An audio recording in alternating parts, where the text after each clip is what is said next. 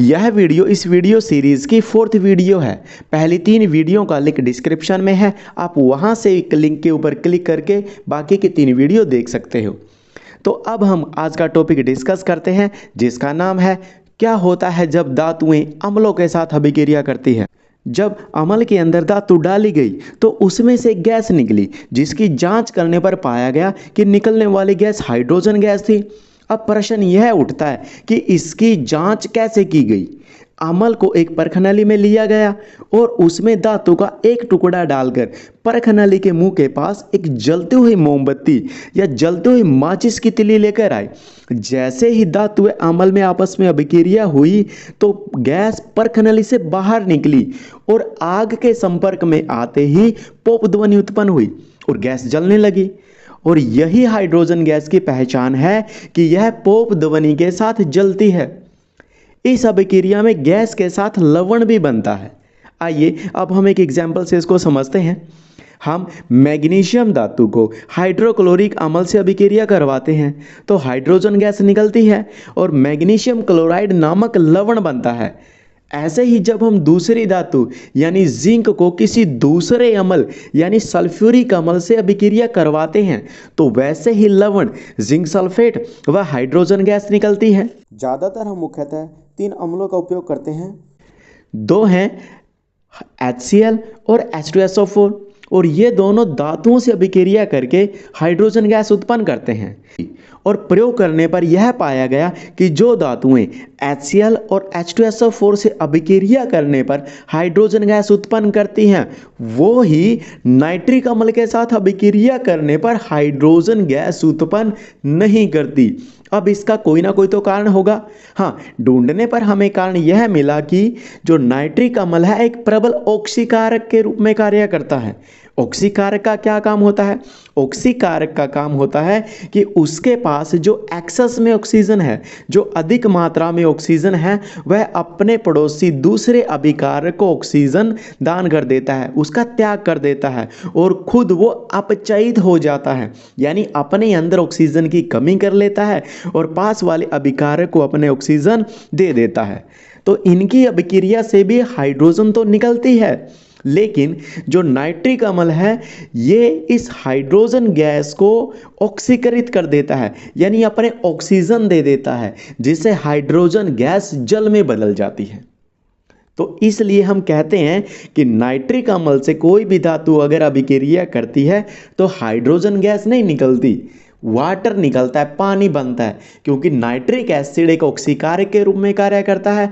उसके पास जो अधिक मात्रा में ऑक्सीजन है वो उस हाइड्रोजन गैस को बहुत तेजी गति के साथ, यानी जैसे ही हाइड्रोजन, बीच में कोई गैप नहीं है कि हाइड्रोजन की प्रेजेंस दिखे, जैसे ही हाइड्रोजन गैस दिखी वैसे ही नाइट्रिक अम्ल ने अपना ऑक्सीजन छोड़ के उसको दे दिया और वो ऑक्सीजन हाइड्रोजन को उपचयित कर देता है, यानी वहां पे जल बन जाता है और जो नाइट्रिक एसिड है वो भी अपना कोई ना कोई ऑक्साइड बना लेता है, जैसे N2O, NO, NO2।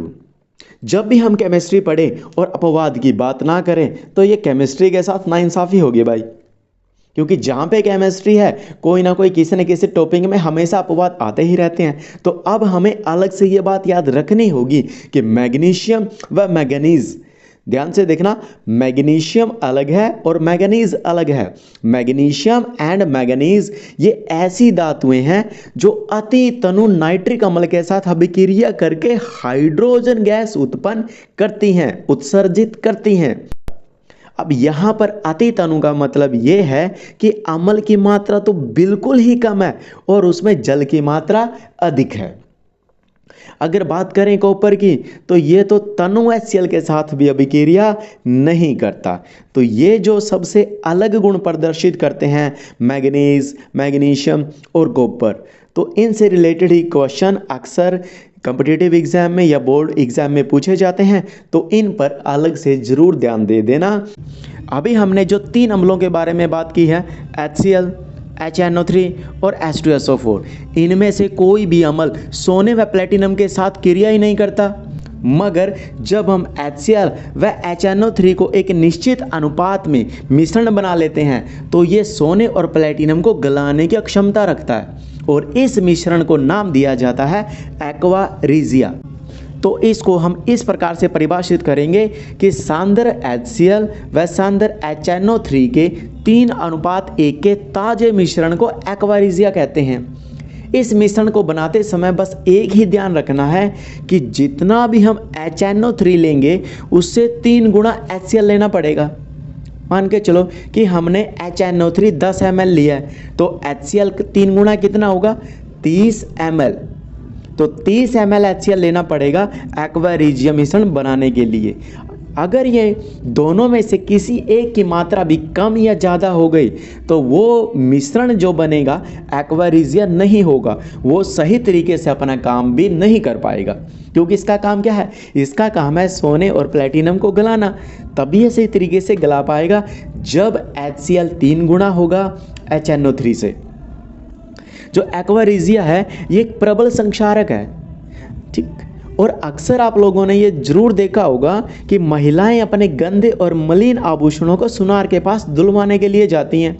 सुनार क्या करता है, इन गंदे आभूषणों को एक विलयन में डुबो देता है और थोड़ी देर बाद निकालने से ये दिखता है कि वो आभूषण बिल्कुल अच्छी तरह से चमकने लगते हैं। क्यों? क्योंकि जो विलयन है वो एक्वारिजिया का विलयन है और जैसे उसके अंदर आभूषण डुबोगे सोने के तो उसके ऊपर की परत भी बुर जाती है, गल जाती है। वो गंदा जो भी गंध लगा हुआ है वो तो विलयन में रह जाता है, साथ में सोने के कण भी रह जाते हैं। जैसे हम किसी चीज़ को ऊपर से खुरच देते हैं तो ऊपर की परत हट जाती है, अंदर से नई परत निकलती है। ठीक वैसे ही आभूषणों की जो ऊपर गंदी परत थी, मैल के साथ साथ वो सोने के कण भी नीचे रह गए, अंदर से सोने की अंदर वाली परत निकली है जो चमक रही थी और सोने के आभूषणों का वजन कम हो जाता है। और महिलाएं दुखी होने के बजाय खुश हो जाती हैं कि हमारे आभूषण चमकने लगे हैं, जबकि उनको ये नहीं पता कि सुनार ने उनका नुकसान किया है। तो आप भी अपने नुकसान से बचाने के लिए केमिस्ट्री को ज़रा ध्यान से पढ़ना और साइंस को अच्छे तरीके से समझना। अगर आपको ये वीडियो अच्छी लगी हो तो हमारे चैनल को सब्सक्राइब कीजिए और इस वीडियो को लाइक, कमेंट, शेयर अवश्य कीजिए। मिलते हैं नेक्स्ट वीडियो में, तब तक के लिए धन्यवाद।